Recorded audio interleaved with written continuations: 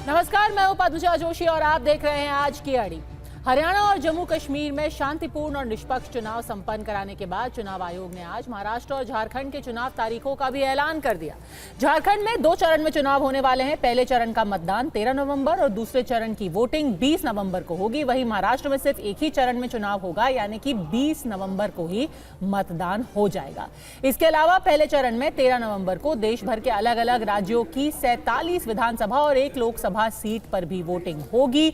दूसरे चरण में 1 विधानसभा और 1 लोकसभा सीट पर उपचुनाव के लिए मतदान होगा। इन चुनावों में नतीजे 23 नवंबर को आएंगे, यानी कि 23 तारीख नवंबर की वो दिन है जब आपको TV9 भारतवर्ष से जुड़े रहना है सुबह से ही। लेकिन चुनावों की तारीखों के ऐलान के बीच 2 बड़े विवाद खड़े हो ही गए। हरियाणा में हार के बाद लगातार कांग्रेस ईवीएम पर सवाल उठा रही है और आज जब चुनाव की तारीखों का ऐलान होना था तो उससे पहले ही कांग्रेस ने ईवीएम पर एक नई थ्योरी दे दी। कांग्रेस ने यह कहा कि जब इजराइल पेजर हैक करके ब्लास्ट करा सकता है तो ईवीएम भी तो हैक हो सकता है। दूसरी तरफ झारखंड मुक्ति मोर्चा ने झारखंड में तय समय से पहले चुनाव कराए जाने पर आपत्ति दर्ज की और बीजेपी पर चुनाव मैनेज करने का आरोप लगा दिया। शिवसेना उद्धव गुट का कहना है कि हरियाणा जैसा चुनाव महाराष्ट्र में भी कहीं ना हो जाए। अगर चुनाव आयोग निष्पक्ष है तो उसे निष्पक्ष चुनाव ही कराना होगा। विपक्षी हमले पर बीजेपी ने पलटवार करते हुए कहा कि हरियाणा की हार से राहुल गांधी और उनके परिवार को बचाने के लिए कांग्रेस अब नए हथकंडे अपना रही है। चुनाव होने से पहले ही हारने के बहाने बना रही है। अगर इस्राइल 600 किलोमीटर दूर से घर बैठे बैठे पेजर और वॉकी टॉकी के जरिए लोगों को मार सकता है तो ईवीएम की तो कोई औकात ही नहीं है। इसलिए महाराष्ट्र के अंदर सारे विपक्ष को दबाव बनाना चाहिए कि ईवीएम से चुनाव ना होकर बैलेट पेपर से चुनाव हो। राशिद अलवी ने कांग्रेस के कहने पर सारे हथियार डाल दिए और अपनी हार स्वीकार ली। ये हार तो स्वीकारने वाला बयान है और ये बहाना और एलिबाई एक्सक्यूज बनाने का जो प्रोसेस है हरियाणा में तो चुनाव के हार के बाद शुरू हुआ, जहां पर ईवीएम पर दोष मढ़ा गया, पर यहां पर एडवांस में ही ईवीएम पर दोष मढ़ा जा रहा है क्योंकि ईवीएम पर निशाना केवल बहाना है राहुल गांधी को हार से बचाना। आज इलेक्शन का घोषणा होना है और इसकी जानकारी कल ही भाजपा नेताओं को हो जाती है। बहुत गंभीर विषय है। क्या भाजपा नेताओं के इशारे पर आयोग काम करता है? हेमंता विश्व शर्मा जी का एक बाइट है कल, उन्होंने बोलते बोलते ये बोल दिया कि कल तो चुनाव की घोषणा हो जाएगी। बड़ा अजीब लगता है। इस कदर किसी आयोग को कठपुतली बना के रखना गंभीर बात। भाई, इन्हें सिविक्स का बेसिक क्लास 10th का किताब पढ़ना चाहिए जिसमें स्पष्ट लिखा रहता है कि संविधान में दिए गए प्रावधानों के अनुसार 6 महीने पहले तक इलेक्शन कमीशन किसी राज्य का चुनाव करा सकता है। 1 महीना सिर्फ समय बचने के लिए ये क्यों हायतौबा मचा रहे हैं? जाहिर है इसका कारण एक ही है, ये 1 महीना और झारखंड की आदिवासी मूलवासी जनता को लूटना चाहते हैं। लेकिन आप फर्क समझिए, भारतीय जनता पार्टी अपबीट है चुनाव की घोषणा के साथ और उनके खेमे में मायूसी छाई हुई है कि पहले क्यों करा रहे हैं।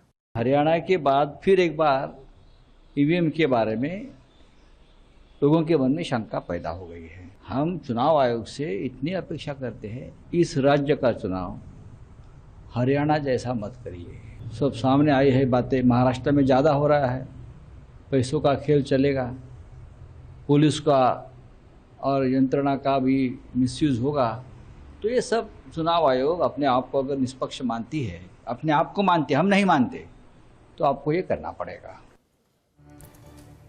जाहिर सी बात है, इतनी सारी बातें की गई, ईवीएम के बारे में पेजर हैक वाली थ्योरी सामने रखी गई तो चुनाव आयुक्त से ये सारे सवाल पूछे गए। उन्होंने कहा कि लोग अगर ये कह रहे हैं तो उन्हें ईवीएम और पेजर के बीच का फर्क ही नहीं पता। मैं 2 बात बता रहा हूं, बस मोटी सी 2 बात, बाकी सब आपको मालूम है। वो टेम्पर नहीं हो सकती, उसमें कोई कनेक्शन नहीं हो सकता। अभी लोग पूछते हैं जब पेजर से उड़ा देते हैं तो ईवीएम को कैसे हैक नहीं कर सकते, ये भी पूछते हैं। जब कोई किसी कंट्री में पेजर से उड़ा दिया तो ईवीएम हैक हो जाएगी। अरे भाई, पेजर कनेक्टेड होता है, ईवीएम कनेक्टेड नहीं होती।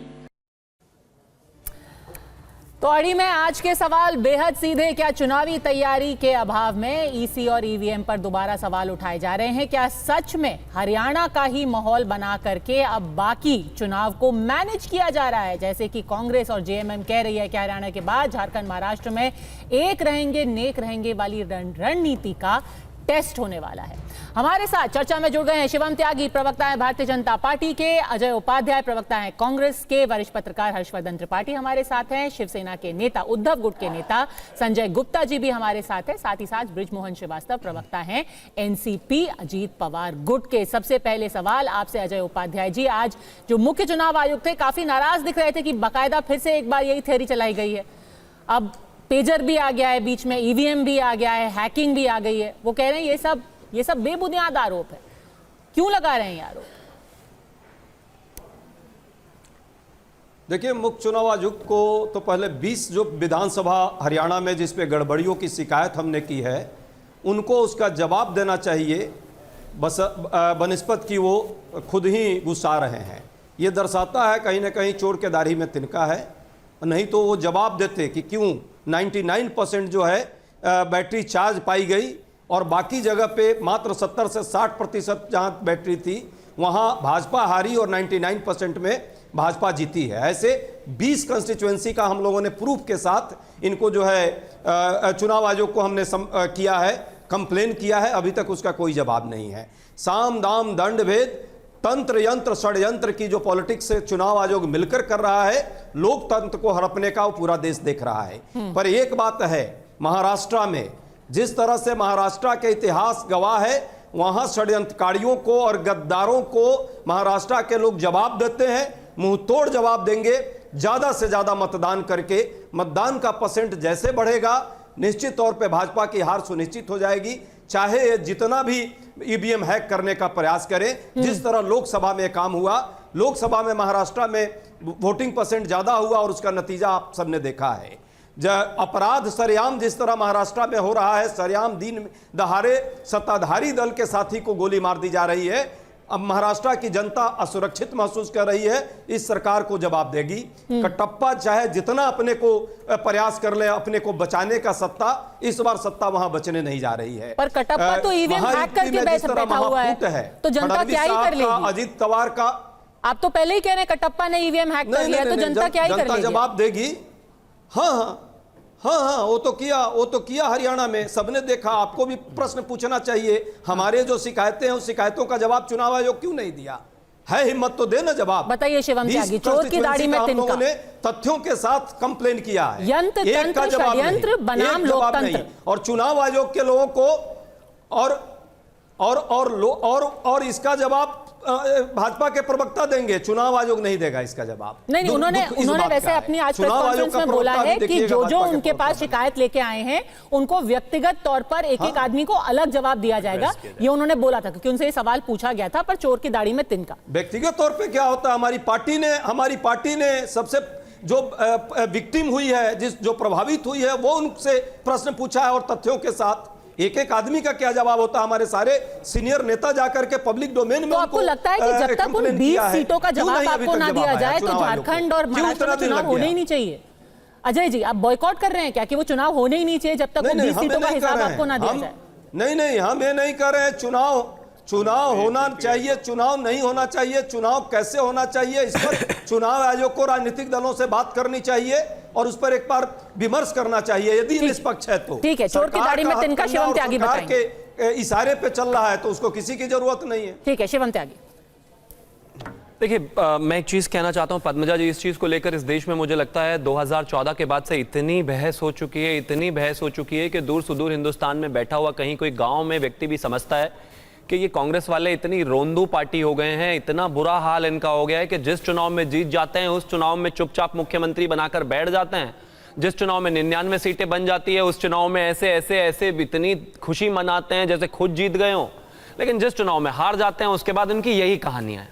मतलब इनके पास कोई स्क्रिप्ट अगर पिछले 10 साल में नहीं हो तो आप बता दीजिए। जिन राज्यों में जीते भाई, ये झारखंड में जीते, इसके बाद तेलंगाना में ये जीते, हिमाचल में ये जीते, तमाम जगहों पर जब आप जीत जाते हो तो इस तरह की कंप्लेंट्स आपकी कभी नहीं आती, लेकिन जैसे ही हार जाते हैं तो कोई मैकेनिकल इंजीनियर बन जाता है कि बैटरी में ये दिक्कत थी, ईवीएम में ये दिक्कत थी, कोई उसको पेजर बताने लगता है। अरे भाई, पहले उसको एड्रेस किया गया। इसके अलावा अगर मैं बात करूं तो खासतौर पर 26 मई 2017 को इस देश के चुनाव आयोग ने आपको ससम्मान बुलाया था कि आ जाइए और ईवीएम हैक करके दिखा दीजिए।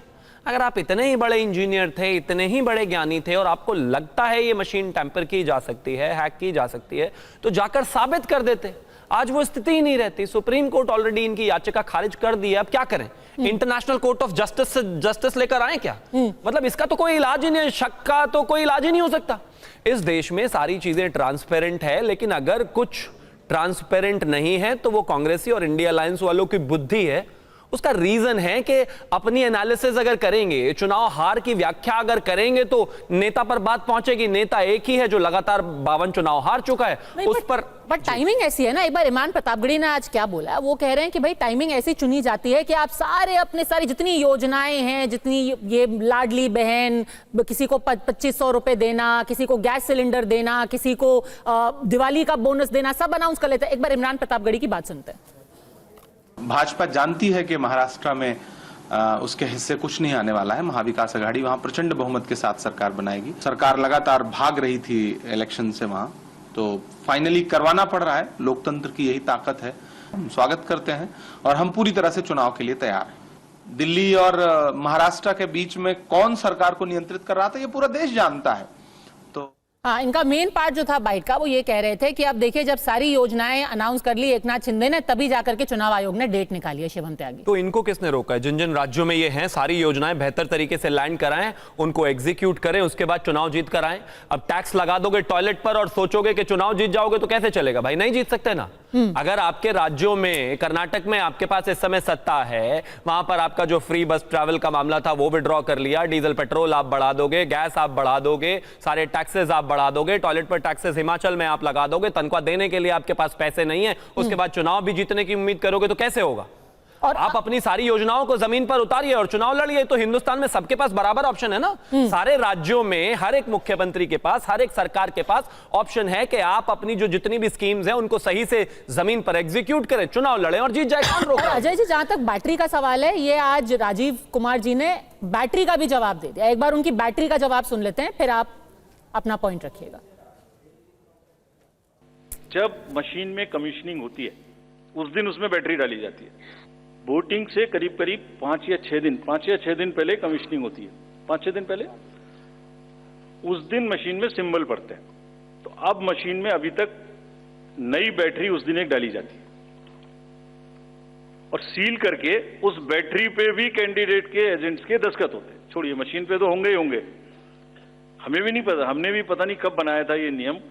हमारे काम आ रहा है अभी कि वो बैटरी पर भी एजेंट के दस्तखत हो।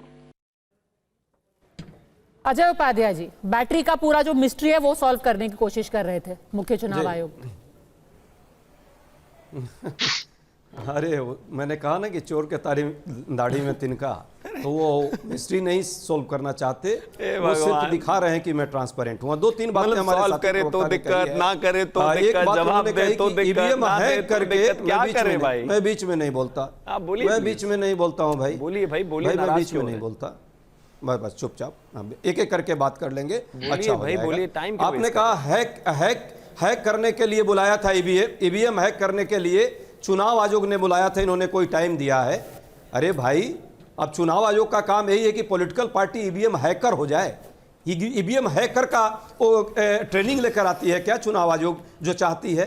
भाई, राजनीतिक पार्टी के पास हैकर मशीन नहीं है। ये पार्टी को और चुनाव आयोग को तय करना था कि कैसे ट्रांसपेरेंसी दिखेगी। टैक्स की बात इन्होंने की है, जो कफन पर टैक्स लगा दे वो दूसरे को इतना ज्ञान दे रहा है। तनख्वाह की बात अभी भाई ने की है, 3.5 लाख करोड़ रुपए का हिमाचल प्रदेश पर जिसने कर्ज लिया और कर्ज लेकर के घी पिया और दूसरे को खाली खजाना छोड़ दिया। नेचुरल है, उसको प्रॉब्लम तो हो रही है और होगी। केंद्र सरकार अभी भी उसके शेयर को नहीं दे रहा है, उसको जो स्पेशल स्टेटस का दर्जा था वो नहीं दे रहा है, उनके जो जीएसटी के जो लाभ होने चाहिए, जो उनके शेयर बनते हैं, वो नहीं समय पर मिल पा रहा है। तो उनको तो दिक्कत होगी। बाकी अपने राज्यों को जो देना है दीजिए, मलाई खिलाइए। लेकिन ये भी बात है, महाराष्ट्र और झारखंड दोनों राज्यों की जो वर्तमान सरकार चाहे वो झारखंड की हो या महाराष्ट्र की हो, महाराष्ट्र में जिस तरह के हालत है सबने देखा है, और झारखंड में जो हालत है वो भी आप देख लीजिए कंपैरिजन करके। झारखंड जिस तरह से सुखी पूर्वक चल रहा, हालांकि उसमें आपने बहुत प्रयास किए हैं वहां के चीफ मिनिस्टर तक को जेल में डालने का, और जनता उसका भी जवाब आपसे मांग रही है और ये चुनाव में उसका भी जवाब दे देगी। हमारा एक ही मकसद है, लोग निकले, ज्यादा से ज्यादा संख्या में जब वोट करेंगे तभी भाजपा के इस ईवीएम मशीन का मंत्र तंत्र षड्यंत्र का जो है तोड़ निकलेगा। इसके लिए 70% से ऊपर जो है वोटिंग करनी होगी। ठीक है बृजमोहन जी, देखिए बहुत ही स्पेसिफिक फॉर्मूला दिया है आज कांग्रेस ने कि आपने इतनी अति कर दी है महाराष्ट्र में कि आप जनता प्रचंड मात्रा में निकल करके आपके षड्यंत्र को भी खत्म कर देगी। 70% से ज्यादा वोट पड़ेंगे कांग्रेस और एमवीए को। देखिए पद्मजा जी, कांग्रेस के आदरणीय प्रवक्ता ने जो बात की है वो उनका अपना पक्ष है, जिससे हम लोग पूरी तौर से असहमत। महाराष्ट्र में अभी जो चुनाव होना है और इस चुनाव में जो वोट गिरना है या जो वोट मिलना है वो महायुति सरकार के पिछले 2.5 साल के जो जनहित में लिए गए निर्णय है उसके आधार पर मिलना है। दुर्भाग्य की बात यह है कि महाविकास आघाड़ी के नेताओं के पास ना तो महाराष्ट्र के लिए कोई प्रोग्राम है, ना उनके पास कोई मुद्दे हैं, और ना ही वो किसी प्रकार से जनता के बीच में जाकर अपनी बात कह पा रहा है। यही कारण है कि कभी वो ईवीएम पे आरोप लगाते हैं, कभी वो चुनाव आयोग पे आरोप लगाते हैं, अपनी खुद की कोई उपलब्धियों के बारे में बात करने को तैयार नहीं है। जहां तक बात हरियाणा की बात ये लगातार कह रहे हैं, हरियाणा में हार के कारण इनको खुद को ढूंढना चाहिए। ये अब जो इनकी पार्टी के मजबूत नेता थे, जो इनसे रिबेल होकर इनके दिए गए उम्मीदवारों के खिलाफ खड़े हुए, उनको तो ये थाम नहीं पाए।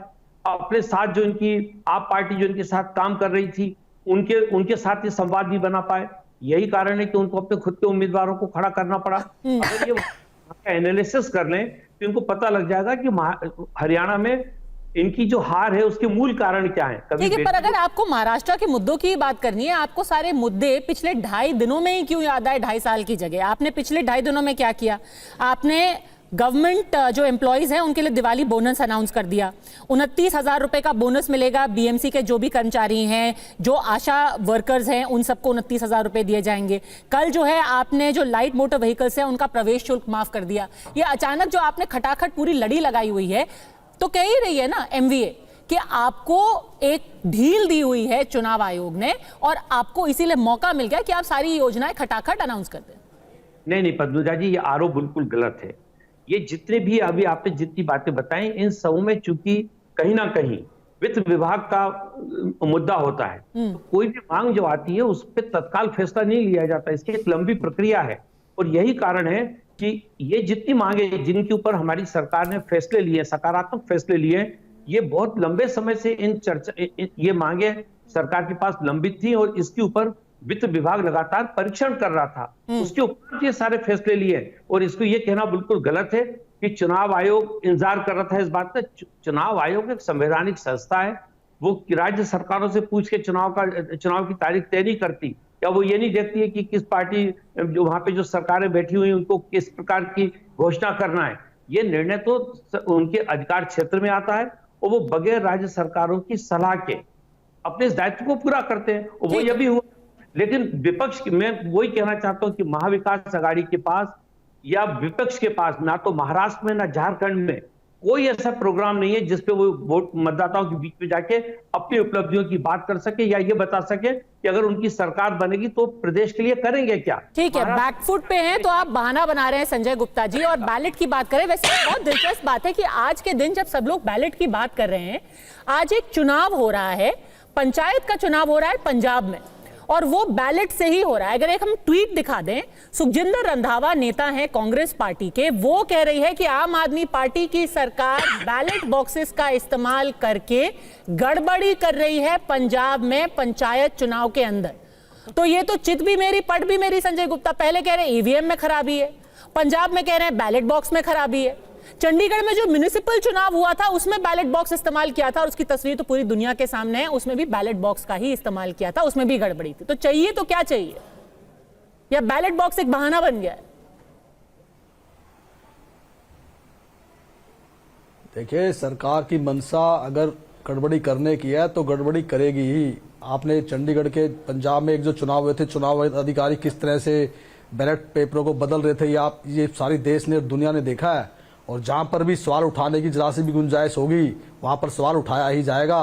क्योंकि अभी जैसे चुनाव आयुक्त महोदय कह रहे थे कि ईवीएम जो है वो हैक नहीं की जा सकती, वो कनेक्टेड नहीं है, जबकि पेजर तो कनेक्टेड है। ईवीएम एक इलेक्ट्रॉनिक डिवाइस है जिसको कनेक्ट किया जा सकता है, जिसको हैक किया जा सकता है। नतीजों के आधार पर इस बात को निर्धारित किया जाएगा और चुनाव जब होंगे उस बात पर इस बात को निर्धारित किया जाएगा कि चुनाव सही हुए या नहीं हुए। तो इसलिए जो ईवीएम है, ईवीएम तो बहुत से ऐसे देश हैं, America, Britain, France, Germany, Netherland, ना जाने कितने ऐसे देश हैं जिन्होंने ईवीएम पर बैन लगाया है। तो नतीजों के हिसाब से हम ये फैसला लेंगे कि चुनाव बहुत से बड़े बड़े देश हैं जिन्होंने ईवीएम पर विश्वास व्यक्त नहीं किया। और ईवीएम पर अगर विपक्ष इस बात को कह रहा है तो ईवीएम के अंदर जो गिनती आती है उसके बाद एक पर्ची भी आती है, उसको भी गिना जाए। क्यों नहीं इसको एक दूसरे से कनेक्ट किया जाए? उसको मानने के लिए तैयार क्यों नहीं होते ये? क्योंकि जब बटन दबता है तो पर्ची भी निकलती है जो उसके अंदर ही रहती है, उसको भी साथ साथ गिना जाए। संजय जी, आप मेरे को ये बताइए कि आपको चाहिए क्या, कि बैलेट बॉक्स का इस्तेमाल हो या सारे वीवीपैट को गिना जाए या ईवीएम का इस्तेमाल किया जाए? आपकी इच्छा क्या है? जीत, वोट मिले या ना मिले, जीत होनी चाहिए इनकी, बस यही इच्छा है। बैलेट पेपर से चुनाव की जो मांग विपक्ष कर रहा है, हम कर रहे हैं, इस बात को माना जाए। सरकार इस बात पे किस लिए अड़ी हुई है? पर पंजाब में हो रहा है ना, मैंने दिखाया आपको, कांग्रेस के नेता वहां कह रहे हैं कि बैलेट बॉक्स का इस्तेमाल करके पूरे चुनाव को रिग किया जा रहा है। कांग्रेस ही कह रही है, बीजेपी नहीं कह रही। बैलेट बॉक्स का इस्तेमाल हो रहा है पंजाब में आज के दिन, अभी इसी वक्त वो चुनाव। बहुत सी जगह है जहां पर बैलेट पेपर का इस्तेमाल बीजेपी ने किया और वहां पर उन्होंने उसमें भी गड़बड़ी और धांधली की। उन्होंने ऐसे अधिकारियों पर भी बैन लगना चाहिए। ऐसे अधिकारी जो बहुत से ऐसे अधिकारी हैं जो इनके इंप्रेशन में है और वो इस तरह का घपला करने की कोशिश करते हैं और किया है। अरे सर, सभी कुछ बैन कर देंगे तो इस्तेमाल क्या करेंगे? बैलेट भी बैन कर दें, अधिकारी भी बैन कर दें, ईवीएम भी बैन कर दें, वीवीपैट भी बैन कर दें, इस्तेमाल क्या करें? कबूतर। ईमानदारी मन में अगर रखेंगे तो सब तरह से चुनाव सही तरीके से होगा। लेकिन अगर मन में बेईमानी रखेंगे, चुनाव से ठीक पहले जिस तरह से रेवड़ियां बांट रहे हैं जिसको लागू नहीं कर सकते, मतलब वैसे तो ये मौलानाओं के खिलाफ रहे पूरे 5 साल और 10 साल, आज ये मौलानाओं की तीन गुना सैलरी करने की बात कर रहे हैं, जबकि मौलानाओं की सैलरी देने के लिए इनके पास धन नहीं है। ठीक है सर, डायलॉग तो अच्छा है हर्षवर्धन जी, पर मन में बटन तो नहीं दब सकता ना, बटन तो किसी चीज पे दबाना पड़ेगा। जी, ये बहुत मुद्दा आ रहा है बार बार। एक सेकंड ब्रिजमोहन जी, आपके पास वापस आ रही हूँ। हर्षवर्धन जी, देखिए पद्मजा जी, एक तो आपने अभी कहते कहते कहा कि अच्छा क्या आप लोग बायकॉट कर देंगे? अरे भाई ऐसा मत कीजिए, चुनाव जीतने की नौबत कहीं कहीं आती है। तो मुझे लगता है कि ये, और संजय जी बहुत जिसको कहें कि उदार मना है, पारदर्शी व्यक्ति हैं। जो मन में था उन्होंने बोल दिया। उन्होंने कहा भाई हम इससे नहीं तय करेंगे कि मतदान कैसे होगा, परिणाम जैसे होगा उसके हिसाब से तय करेंगे। और देश सुन रहा है, तो संजय जी को इसके लिए बहुत बहुत बधाई, उन्होंने साफ साफ बात बता दी। अब मूल बात यह है कि हमको आज चर्चा क्या करनी चाहिए थी। आज चर्चा ये होनी चाहिए कि चुनाव आयोग ने महाराष्ट्र और झारखंड और जो भी असेंबली कॉन्स्टिट्यूंसी जो उपचुनाव है उसको घोषित किया है। महाराष्ट्र में एक चरण में चुनाव हो रहा है, अच्छी बात है। इसका मतलब नक्सल इफेक्टेड एरिया थे वो कम हो गए। अब महाराष्ट्र में अगर एक चरण में चुनाव हो रहा है, चुनाव आयोग उतना प्रिपेयर है, तो ये अच्छी बात है। झारखंड में सिर्फ 2 चरण में चुनाव हो रहा है, ये कहा जा रहा था कि 2 में होगा या 3 में होगा, ये अच्छी बात है।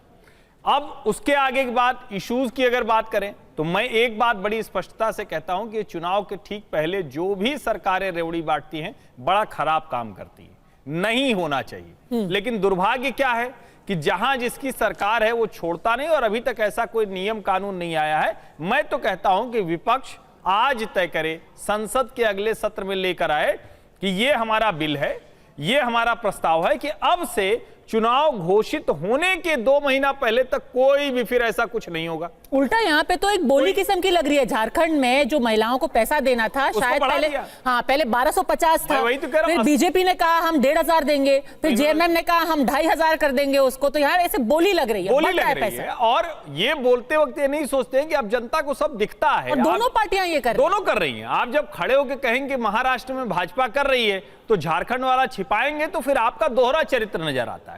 अब इसके आगे की बात है, क्या आज की डिबेट में कोई भी जो सत्ता में नहीं है वो मुद्दों की बात कर रहा है क्या? क्योंकि जो सत्ता में है वो तो चाहेगा कि उसकी अपनी बात हो, सरकार की बात हो। विपक्ष मुद्दा विहीन है।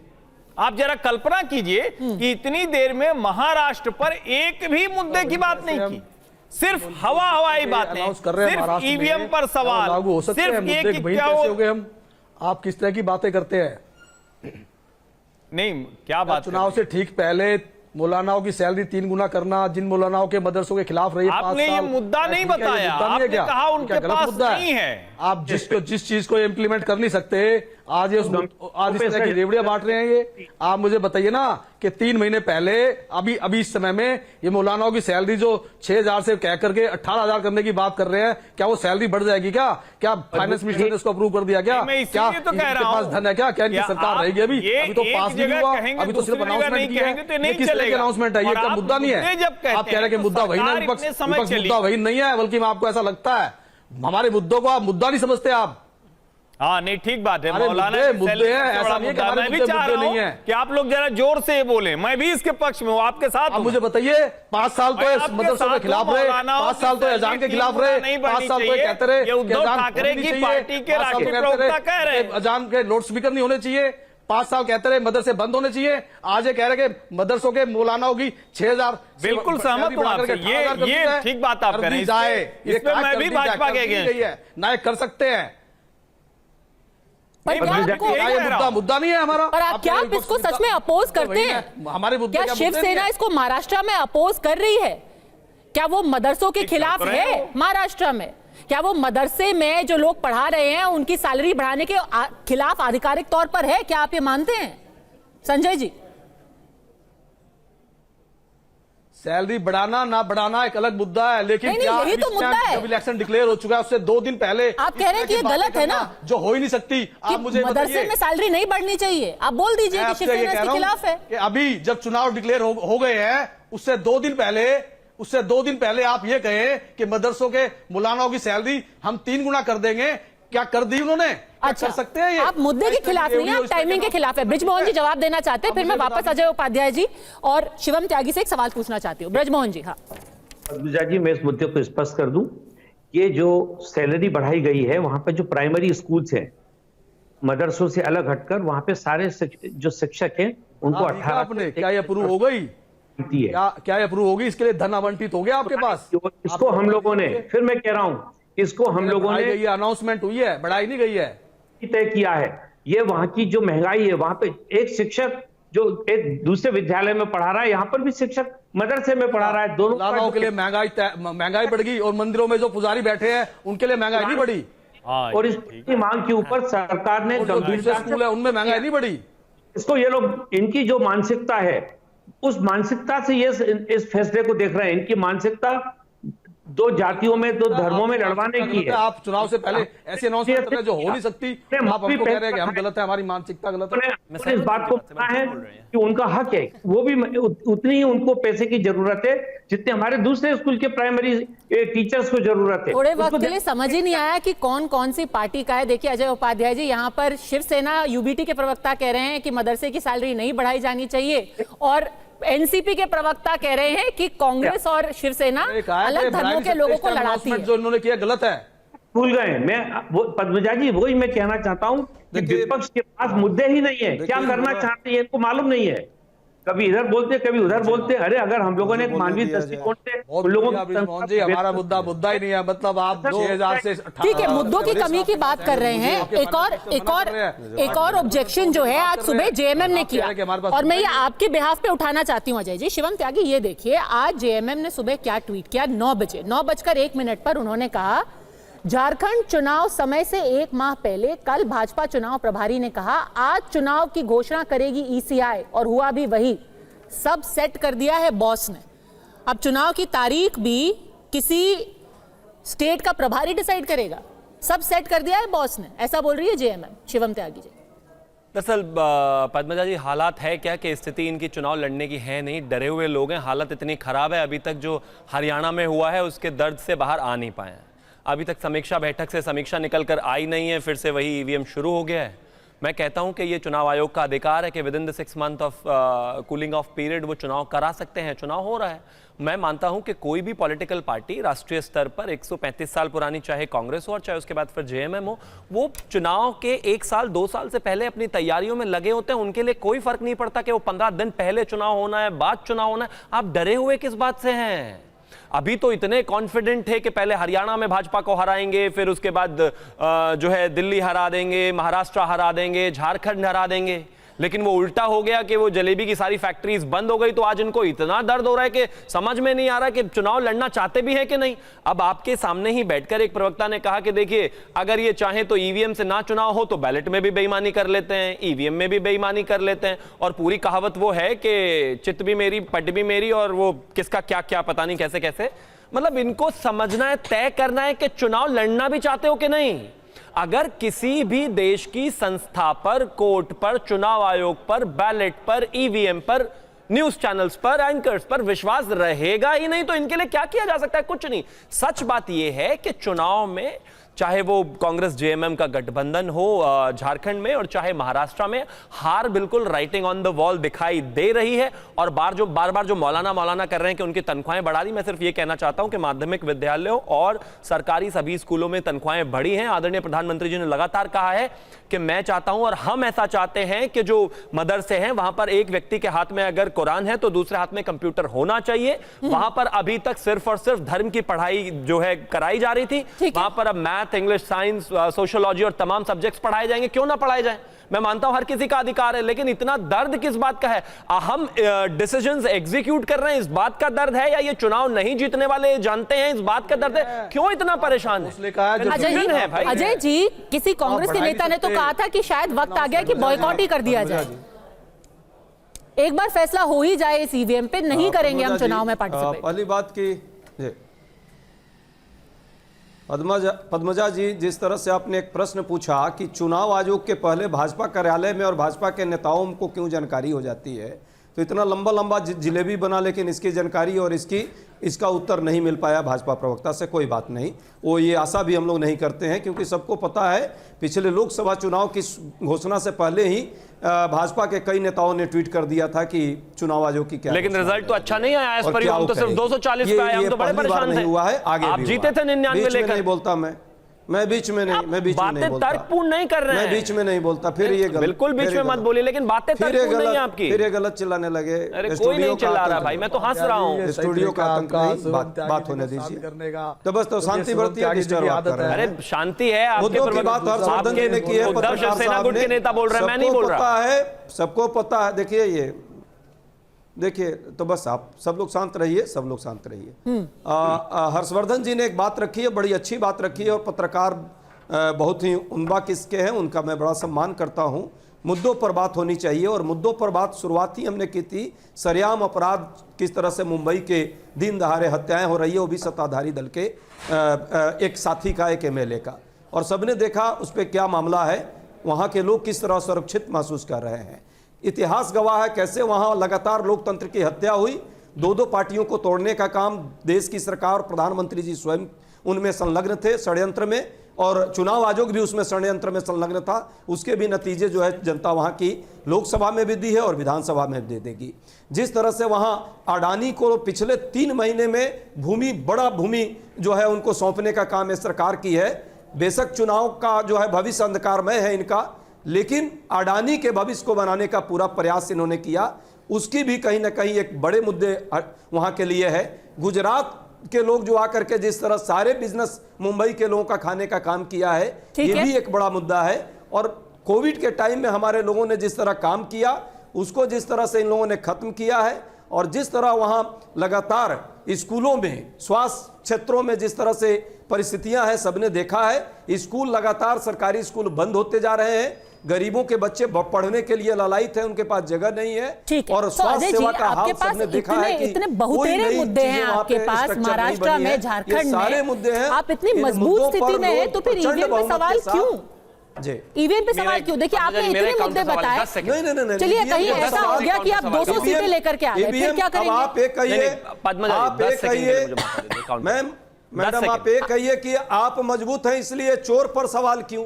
आप ये कहिएगा कि आप ईमानदार हैं इसलिए लुटेरे को क्यों आप सवाल करेंगे, लुटेरे पर सवाल होगा। तो चलिए, अगर आप जो आपकी लुटेगा 200 सीटें आ गई पर सवाल तो किया चोर ने चोरी हम की ईमानदार नहीं हैं, या हम चोर मजबूत की हैं, चोरी विफल लेकिन हो गई? लुटेरे जो हैं लुटेरे 10 सेकेंड। तो चोर तो चोरी कर ही रहा है, आप कह रहे हैं कि ये चोर नहीं, चुरा नहीं, रहे हैं चोर- आपके चोर- मैंडेट चोरी को। यदि नहीं- अगर आपकी 200 सीटें आ गई तो चोर की चोरी सफल किया नहीं है। हुई। हरियाणा में 20 कंस्टिट्यूएंसी, मैं कह रहा हूं 70% वोटिंग होगी।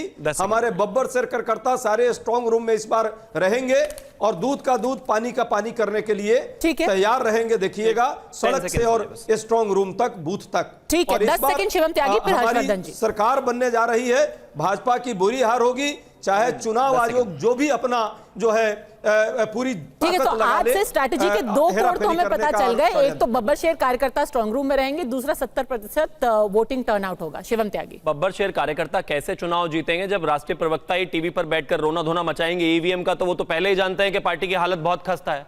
अडानी पर इन्होंने कहा कि अडानी को जिस तरीके से जो इतने सारे प्रोजेक्ट्स और तमाम चीजें गई। मैं एक चीज पूछना चाहता हूं, अभी जो है 25 तारीख को पिछली अडानी को 14,000 करोड़ रुपए का पावर प्रोजेक्ट मंजूर किया गया झारखंड में। वहां पर वो अडानी नहीं रह जाते क्या? तेलंगाना में आपने अभी डिफेंस सिस्टम को मजबूत करने के लिए 1,000 करोड़ रुपए का इन्वेस्टमेंट करा लिया अडानी जी से, वहां पर नहीं होता। अरे भाई, टीवी पर बैठते हो, आप कोई राज्य की पार्टी नहीं हो। कांग्रेस पूरे देश में चुनाव लड़ती है, जिस राज्य में जीत जाते हो वहां पर अडानी जी को बुलाकर बाकायदा 7 स्टार रेड कार्पेट वेलकम देते हैं, उनसे पैसे लगवाते हैं और टीवी पर आते ही एकदम बदल जाते हैं। ठीक है। आपके नेता की जो टोन है राहुल गांधी की, वो आपकी राज्य की नीतियों से मैच नहीं करती है। अगर आपके कोट अनकोट अध्यक्ष जो हैं उनको अगर पता होता कि राज्य में ऐसे काम नहीं चलता तो वो अपने मुख्यमंत्रियों से जरूर बात करते। अगर अडानी से इतनी ही नफरत है तो मतलब पूरा बाइकॉट क्यों नहीं कर देते अपने राज्यों में भाई? ठीक है। हर्षवर्धन जी, मोटी मोटी बात यह है कि अब ये अगले चुनाव में हरियाणा वाली हवा चलेगी या कश्मीर जैसा कॉन्टेस्ट होगा? देखिए, मुझे लगता है कि फिलहाल तो अभी जो महाराष्ट्र है वहां तो हरियाणा जैसा ही माहौल है। झारखंड में जरूर झारखंड मुक्ति मोर्चा की सरकार के खिलाफ बहुत कुछ है, और जो ज़्यादा हेमंत सोरेन के लिए बड़ी चुनौती है कि आदिवासी नेता उनके छिटक गए, आदिवासी क्षेत्रों में उनके लिए बहुत अच्छी स्थिति नहीं है, वो ज़्यादा खतरनाक है। महाराष्ट्र अभी भी जिसको कहें कि दोनों तरफ की पार्टियां, और चूंकि ऐसा गठजोड़ बना है ना कि कोई एकदम से एक तरफ जाता हुआ नहीं दिखता है, अपने अपने गठजोड़ में दोनों राष्ट्रीय पार्टियां सबसे बड़ी हैं। भारतीय जनता पार्टी आज की तारीख में मुझे सबसे बड़ी पार्टी दिखती है। और एक बात मैं जरूर कहूंगा कि जो कर्नाटक और तेलंगाना से नेशनल सेंटीमेंट पर चुनाव हो रहे हैं, मैं बार बार ये बात कह रहा हूं, रीजनल पार्टीज के लिए खतरे की घंटी है। कांग्रेस गेन कर रही है, भारतीय जनता पार्टी मजबूत बनी हुई है। और जब मैं पहले ये कहता था तो लोग कहते थे कि आप दोनों बात कैसे कह रहे हैं? हरियाणा ने दिखा दिया कि कैसे गेन करना दोनों का, और दोनों मजबूत है। ये कैसे नतीजे देगा? और वो जो 4 पार्टियां हैं जिनको हम शिवसेना के 2 हिस्से और एनसीपी के 2 हिस्से कह रहे हैं, उनके लिए ये ज्यादा बड़ा सवाल होगा महाराष्ट्र के चुनाव। यानी कि ये कांग्रेस बनाम बीजेपी चुनाव होगा। मुझे लगता है कि पिछले कुछ समय में कर्नाटक से ये शुरू हुआ और पूरी तरह से चुनाव कांग्रेस बनाम बीजेपी या बीजेपी बनाम कांग्रेस, जो आप चाहें वो कह सकते हैं, लेकिन हो वही रहा। उसके इर्द गिर्द एक जिसको कहते हैं ना कि ठीक है भाई ये कि मेन कोर्स हो गया,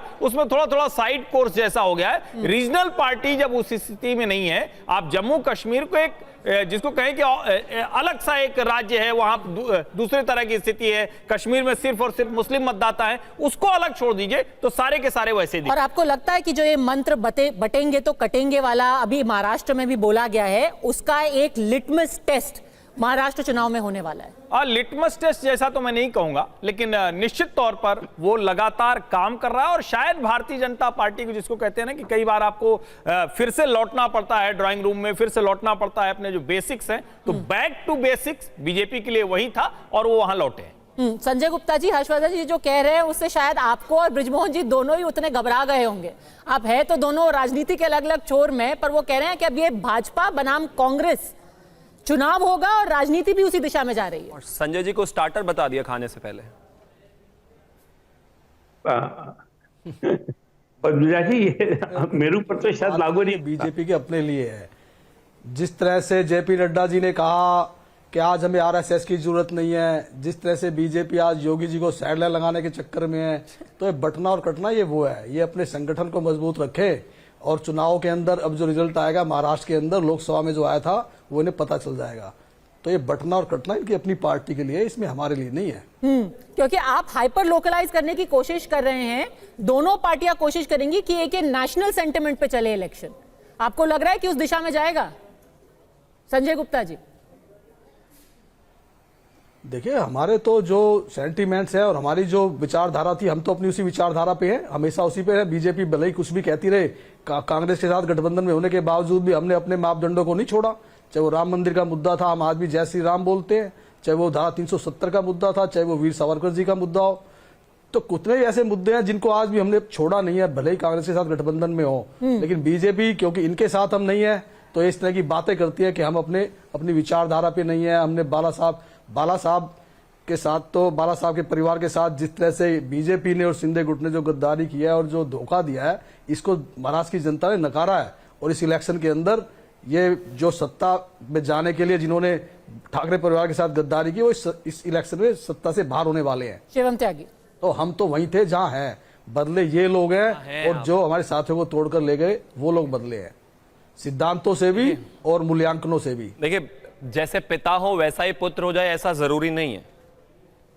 एक गैंगस्टर के पिताजी जो हैं एक पुलिस में काम करते हैं और वो आज देश का बड़ा गैंगस्टर बनकर निकल रहा है, तो ऐसा जरूरी तो है नहीं। जैसे बाला साहेब ठाकरे थे, पूरा देश उनका सम्मान करता है। बाला साहेब ठाकरे कहते थे कि I will close my shop the day I become Congress. आज आप साथी में बैठे हैं, आज पाकिस्तान के झंडे, हरे झंडे आपकी रैलीज में दिखाई देते हैं। गठबंधन किया, कांग्रेस ने विलय नहीं किया। अब बदल जाते हैं। ऐसी कई पॉलिटिकल पार्टी है जो हिंदुत्व विरोधी है, जिनके साथ आपने गठबंधन किया। आप ये जिस तरह से शब्द इस्तेमाल करते हैं ना, मेहनत की हो तो उनको समझ में आए कि हिंदुत्व क्या होता है। अब बेटों ने इस तरह की चीजें की तो विलय नहीं किया है, लेकिन ऐसी कोई पॉलिटिकल पार्टी है जो हिंदुत्व विरोधी है। तो पूरे देश के बीजेपी ऐसी हिंदुत्व विरोधी पार्टी है जिसके साथ आपने गठबंधन किया।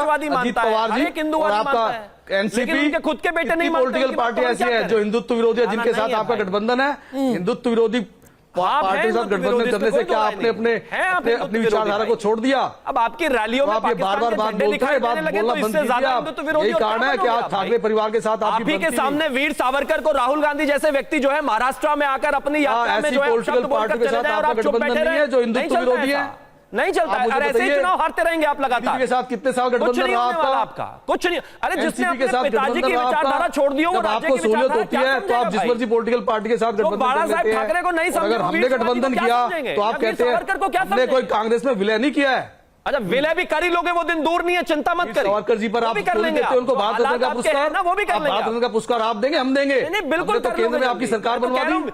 इसको आज आप भी हमारे कंधों पे रख करके गठबंधन कर लो बहुत जल्दी। हिंदुत्व के विरोध में बोलते हैं, खिलाफ आपने क्या सरकार न बनाने की कोशिश करने लग जाओ, आपका कोई भरोसा नहीं है भाई। आप तो कर रहे हैं 180 डिग्री घूम गए। ताल बजाना बंद कीजिए सर, ठीक है, ताली बजाना बंद कीजिए। हर्षवर्धन जी,